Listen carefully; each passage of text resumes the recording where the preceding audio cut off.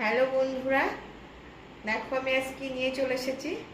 বাড়িতে যদি নতুন গেস্ট আসে, নতুন বা পুরানো গেস্ট আসলে এরকম নিজের হাতে বানানো বিস্কিট আর 1 কাপ চা দিলেই সহজেই মন জয় করা যাবে। দেখো কি সুন্দর বিস্কুটগুলো বানিয়েছি আমি ঘরে। দেখো কেমন খাস্তা হয়েছে।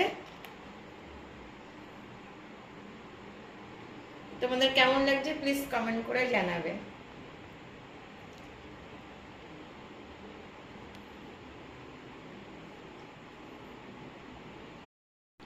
হ্যালো বন্ধুরা, দেখো আমি আজকে নিয়ে চলে এসেছি।